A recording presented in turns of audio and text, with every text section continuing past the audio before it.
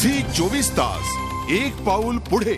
ग्राहकांना अनुदानित किमतीत 6 सिलेंडरच देण्यात येतील या सरकारच्या निर्णयानंतर सर्वसामान्य ग्राहकांची डोकेदुखी चांगलीच वाढली आहे। ग्राहकाला 7वा सिलेंडर चांगलाच महाग पडणार आहे। एक नजर टाकूया वेगवेगळ्या शहरात आता 7व्या सिलेंडरसाठी किती पैसे मोजावे लागतील। पुण्यात 908 रुपये 7व्या सिलेंडरसाठी मोजावे लागणार। नाशकात 942 रुपये, नागपुरात 954 रुपये, औरंगाबादमध्ये 934 रुपये,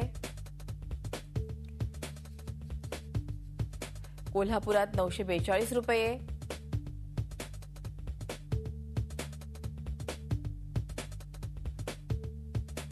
आपण बघतोय 7व्या सिलेंडर अगदी 1000 रुपयापर्यंत पोहोचलाय।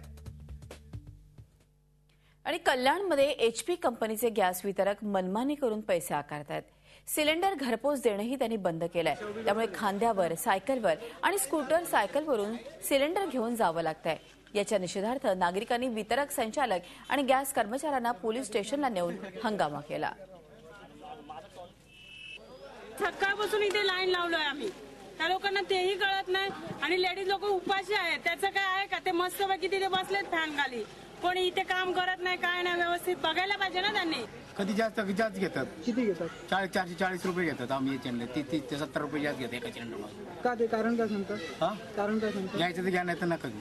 नाही, घरपोच सेवा होते। एक 8 दिवसापासून थोडासा आम्हाला प्रॉब्लेम म्हणून काय गाडी वेळेवर येते आणि पब्लिकला आता वाटतं की रेटचे सिलेंडरचे रेट वाढलेले आहेत, 770 होणार आहेत म्हणून हे लोक पब्लिक तिथे येऊन घेऊन राहिले। नाही तर आपल्याकडे ही पहिली प्रथा नव्हती, इथे येऊन सिलेंडर घ्यायचे, आपण घरपोचच करत होतो।